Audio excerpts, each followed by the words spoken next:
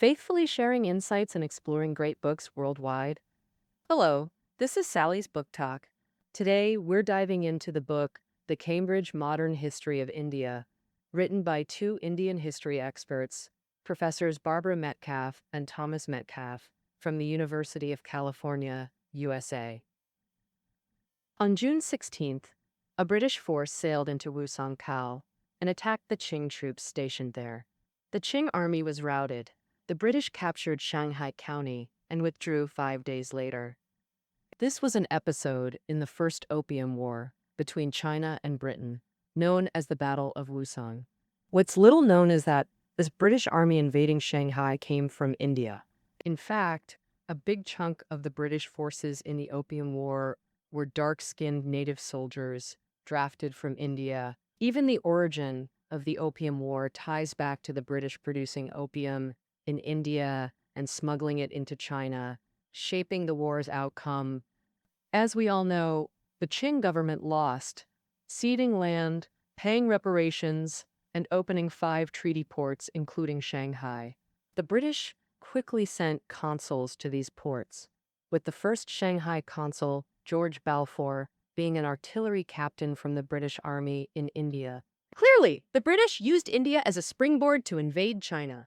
What the British did in China, like opening treaty ports, setting up colonies, and plundering resources, also mirrored their colonial playbook from India. You could say that conquering India was the launch pad for British colonial expansion in China and across Asia, making India a template for their rule. This makes you wonder, how did Britain conquer India, such an ancient civilization?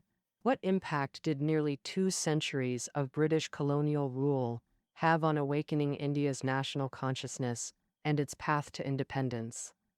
Today, the Republic of India spans about 2.98 million square kilometers, making it the world's 7th largest country.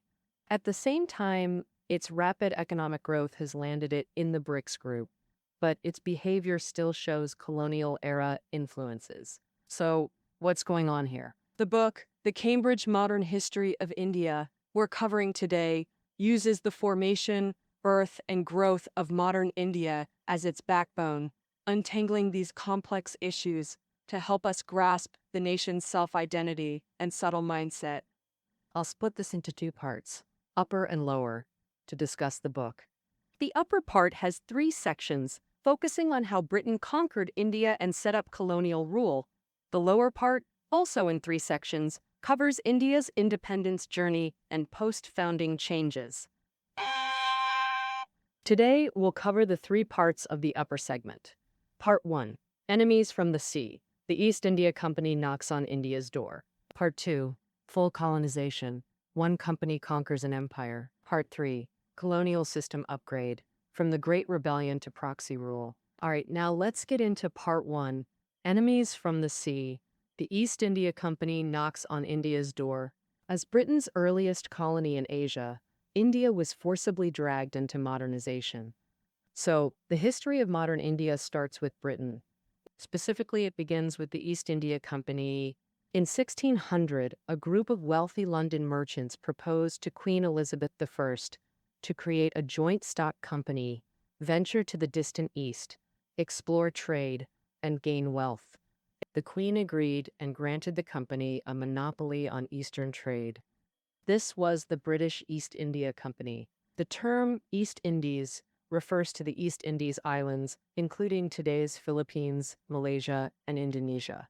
Since ancient times, spices Europeans desperately needed were imported from there.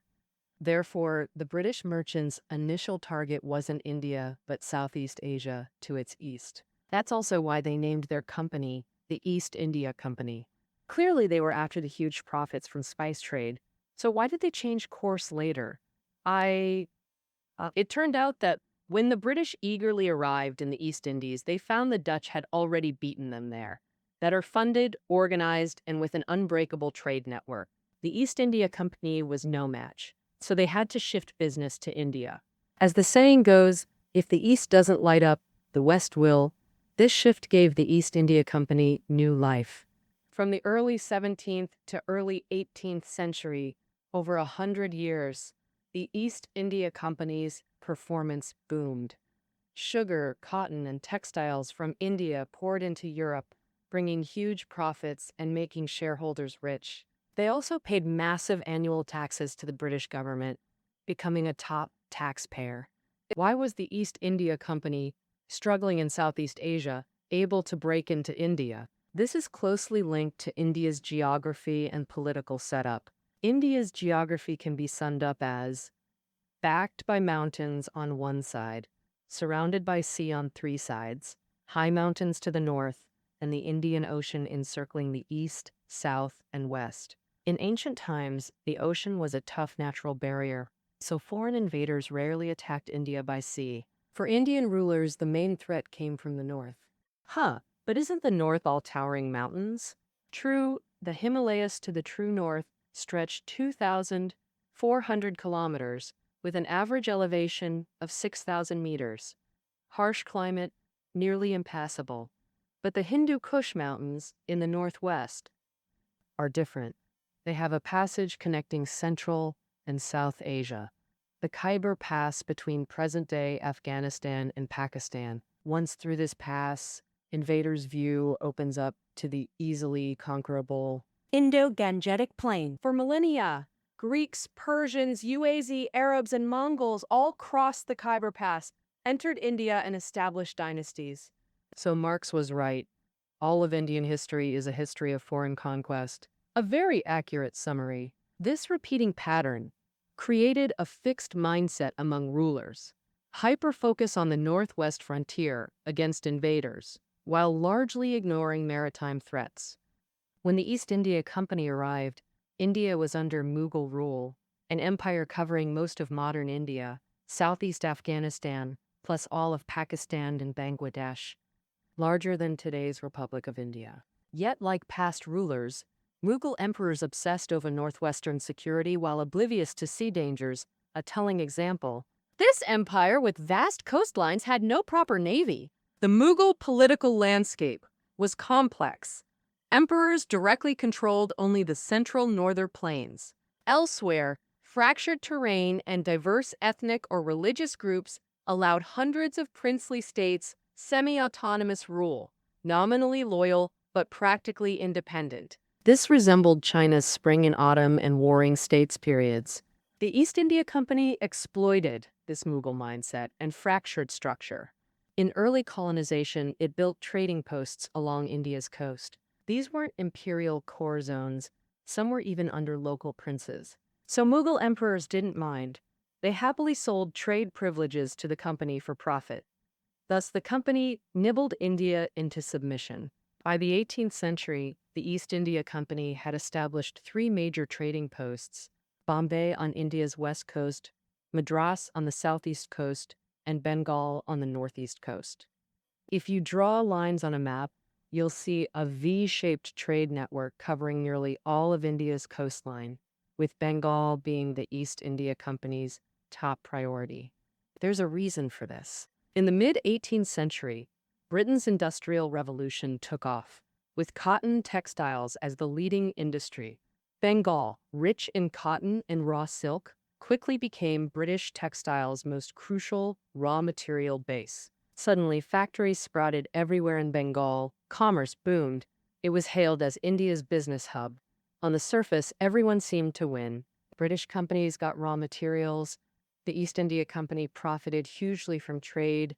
Both the British government and Mughal Empire collected taxes. It looked like pure harmony. But was everything really that harmonious? The answer is no.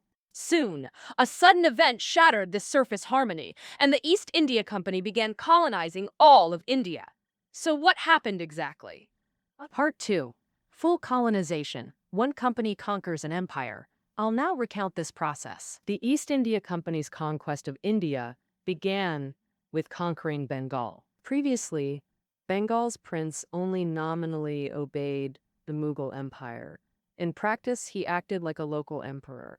The East India Company's arrival ended those good days. The then Prince of Bengal, Siraj-ud-Daulah, found his lands gradually occupied by the company's factories, estates, and barracks, while royal income dwindled to almost nothing. He was about to become a puppet ruler. Siraj-ud-Daulah decided to expel the East India Company by force. In 1756, he launched a surprise attack, capturing the company's strongholds in Bengal. At Calcutta, a key stronghold, it turned out Siraj-ud-Daulah had badly underestimated his opponent, with disastrous consequences. Remember, European colonizers often appeared as companies but always had military backing. The East India Company was no exception. They had a British army with modern firearms, well-trained and disciplined, far superior to native troops.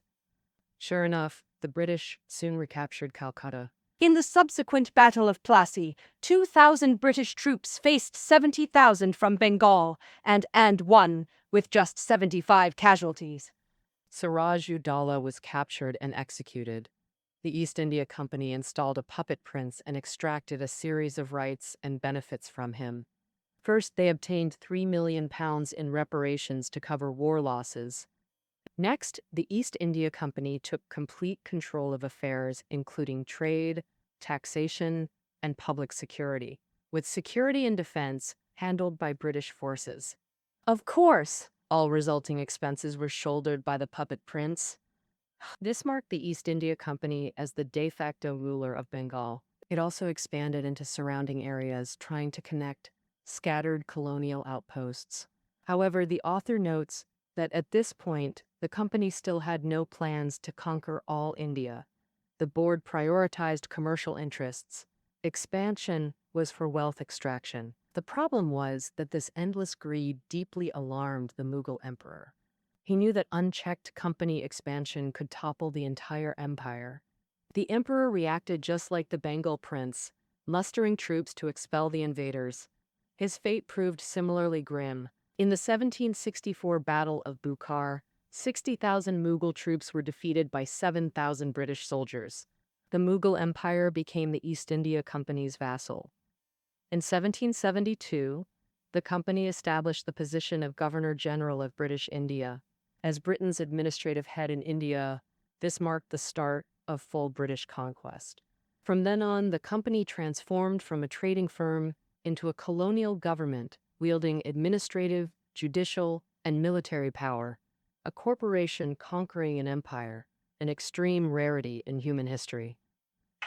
So how exactly did the East India Company maintain its colonial rule? What were its defining features? I summarize 3 points. First, British monopoly of key positions. Second, brutal economic exploitation. Third, using India as a springboard for colonial expansion. Let's start with the first feature, British monopoly of key positions. India was vast and populous, but the East India Company had limited personnel, impossible to occupy all positions from central to grassroots levels. The Governor-General's solution was having the British monopolize crucial administrative posts. He appointed British officials to each Indian province to oversee tax collection, adjudicate cases, and maintain public order. Naturally, Indian officials handled day-to-day tasks at the grassroots level, while the British mainly led and supervised. Meanwhile, the East India Company actively recruited talent from Britain to improve colonial officials' overall quality. To achieve this, it established a specialized agency in London, attracting ambitious youth with promises of high pay and fast promotions. Sure enough, many young people headed to India with dreams in their hearts. For instance, in the 19th century, British thinker John Stuart Mill, author of On Liberty, joined the East India Company at 17 and served nearly 35 years.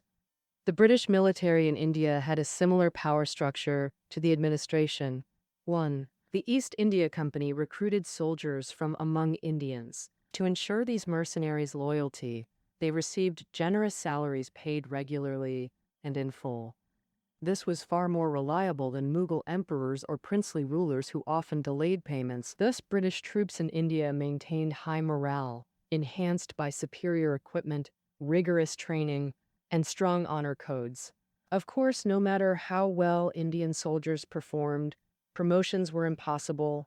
Officers were exclusively British, holding command and answering only to the Governor-General of India.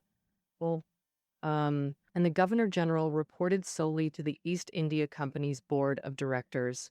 Clearly, by monopolizing key administrative and military positions, the East India Company controlled India. Next, we discuss the second feature of the company's colonial rule: brutal economic exploitation. Having originally colonized for resources, it intensified this after conquering India. Backed by military force, it purchased raw materials in India at rock-bottom prices, then shipped them to Britain for high-price sales. Take highly sought cotton. In 1813, India exported over 4,000 tons to Britain. By 1844, this surged to 40,000 tons, a tenfold increase. Raw silk exports skyrocketed 20-fold. Whoa! But that's not all. India's cotton and silk were woven into cloth in Britain, shipped back, and sold by the company. British cloth faced just 2% import duty, while locally woven Indian cloth was taxed 20%. This tax disparity made British cloth cheaper than Indian handloom in Indian markets. But what about exporting Indian handloom to Britain? It faced a crushing 67% tariff, blocking that export route entirely. Thus, once renowned Indian handloom, once sold across Europe, suffered a devastating blow and never recovered. This further deepened India's economic dependence on Britain. Beyond commerce, the East India Company also reached into traditional agriculture to squeeze more profits. As early as 1765, it had implemented this in rural Bengal. The so-called tax farming system, simply put, meant auctioning agricultural tax rights for specific regions to tax farmers for 3 to 5 year terms. Tax farmers only needed to pay the East India Company a predetermined tax amount, pocketing all remaining proceeds. The results were predictable. Tax farmers ruthlessly extorted peasants into bankruptcy, causing Bengal, known as India's breadbasket, to suffer a great famine in 1770, where 10 million starved, slashing population by a third. The East India Company finally realized this killing the goose that lays golden eggs approach was unsustainable. In 1793, it implemented the permanent settlement system instead. Specifically, it abolished tax farmers and tasked landlords with collecting rent from tenants, then submitting a portion to the company. Since landlords held permanent land management rights, they didn't need to overexploit tenants for quick profits. This, in turn, ensured stable agricultural tax revenue for the East India Company. Now let's discuss the third major feature of the company's colonial rule: using India as a springboard for expansion.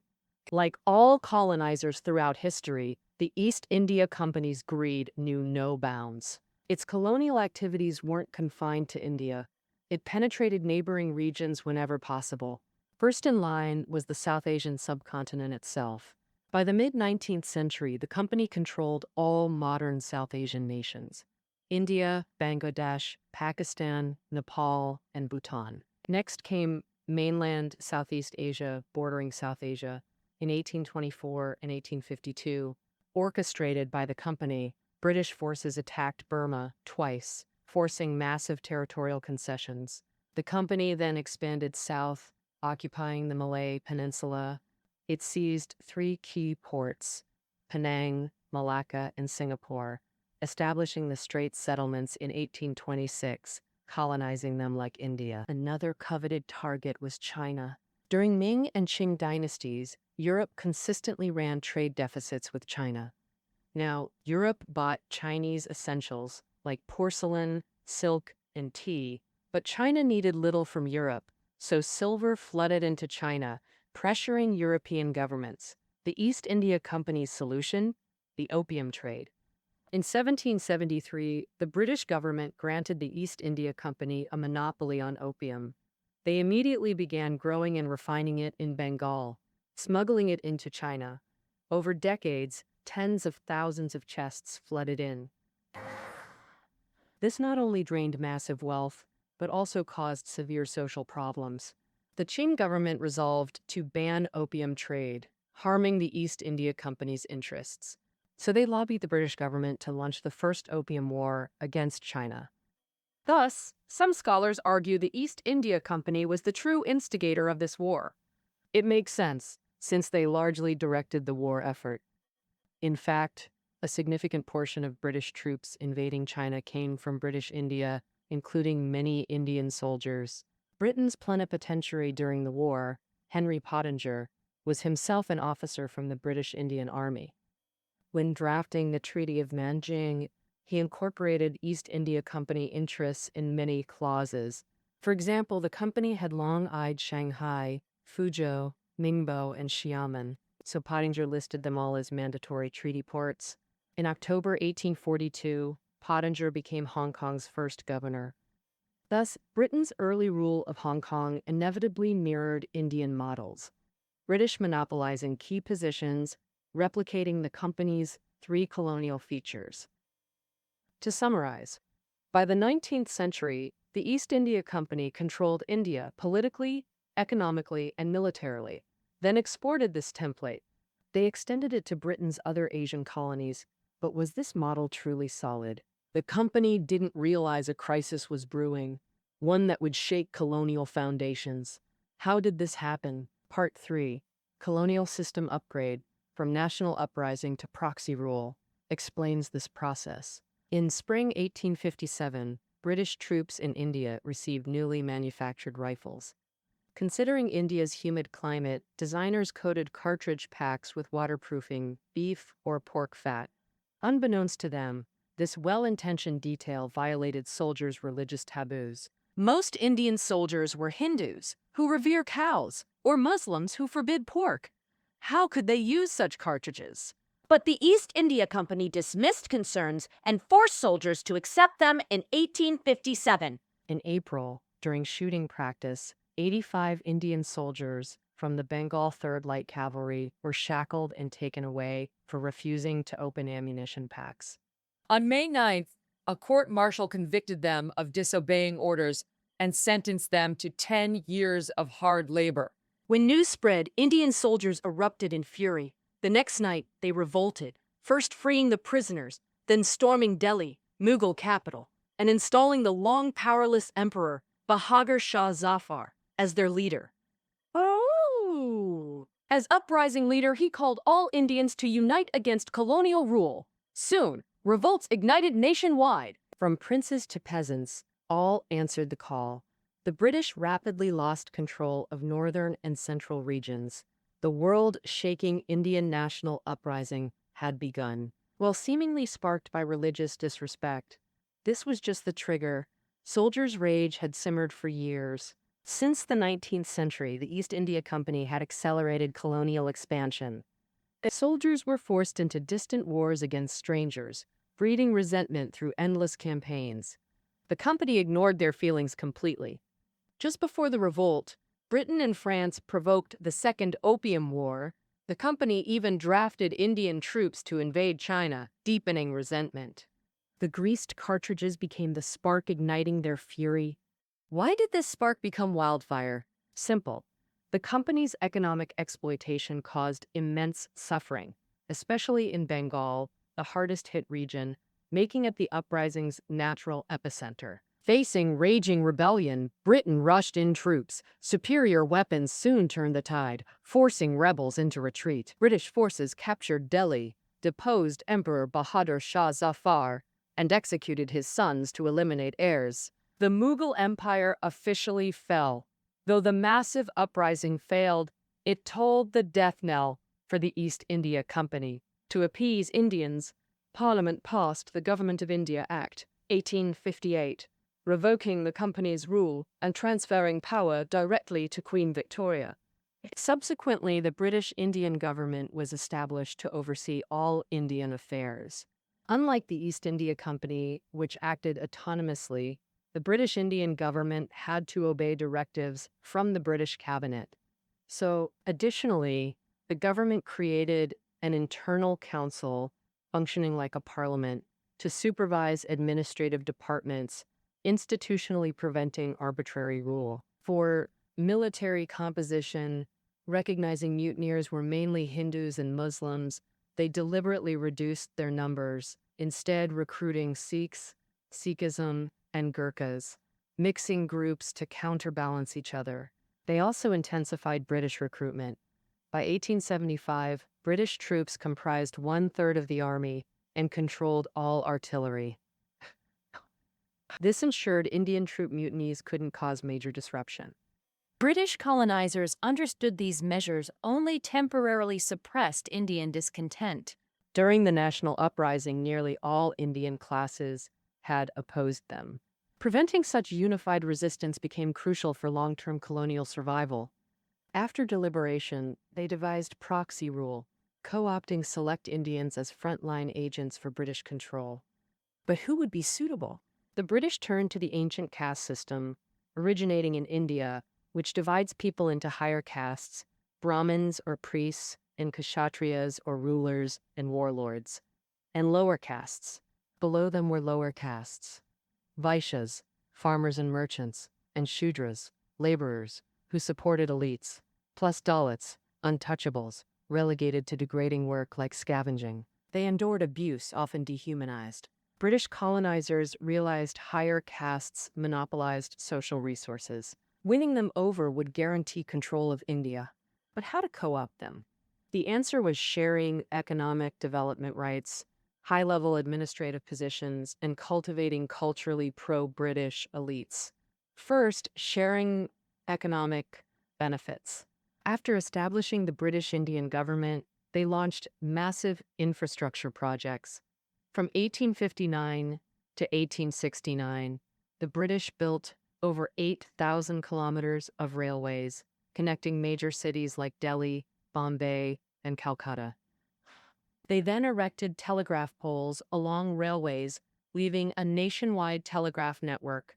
In 1865, the British laid an undersea cable linking Britain and India.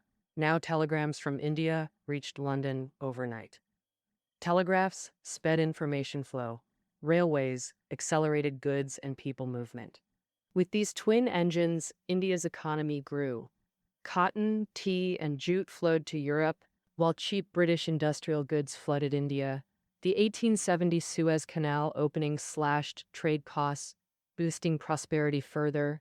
Throughout this, the British involved high caste groups in everything: rail investments, import-export, letting them share profits, creating wealthy elites. For instance, Calcutta's Tagore family became industrialists by serving as British compradors. By 1861, Rabindranath Tagore's birth year, they ran sugar, coal, and tea ventures, even owning UK-India shipping fleets, solidifying their elite status. Next, opening mid to high administrative posts. Under East India Company rule, Britons monopolized all mid to senior roles. Indians stayed in junior positions. The British Indian government, however, mandated civil service exams open to all. Passing guaranteed equal pay or promotion regardless of ethnicity or religion.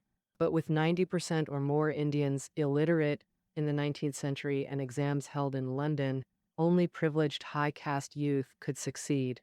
This policy deepened the bond between high caste interests and British colonizers. The British weren't satisfied yet. They sought to control these people ideologically. The colonizers' logic was, if they cultivated a native elite class aligned with British values, thinking patterns, and lifestyles in every aspect, couldn't the British Empire rule India forever? To achieve this goal, the most effective method was education. So the British established schools across India, encouraging high caste families to send their children. These schools taught in English, covering Western history and culture, and modern sciences like physics and chemistry. Top students even studied in Britain. This proved highly effective. After over a decade of such education, these Indian elites grew closer to the British in spirit and habits. In 1876, Queen Victoria's coronation as Empress of India created an emotional bond, making elites feel like fellow subjects in a mutually beneficial relationship. Thus, they earnestly acted as proxies, helping the British Indian government rule. However, the author notes this harmed India's low caste majority. By late Mughal era, social mobility had relaxed the caste system, low caste individuals held office, and intercaste marriage was common. But British promotion of high castes widened gaps, denying low caste mobility. effectively reinforcing caste divisions. Clear proof: modern India's famous figures, Tagore, Gandhi, Nehru, all came from high caste families, studied in Britain, and adopted British thinking and lifestyles, while remaining detached from Indian culture. Thus, reinforcing the caste system was both a product and tool of colonial rule. But paradoxically, these elites absorbed Western values in Britain, developing strong national consciousness to seek independence. How did this seemingly contradictory ideological shift occur? I'll explore this in part 2 of The Cambridge Modern History of India. That's all for today. You'll find reading notes below the audio. See you next time.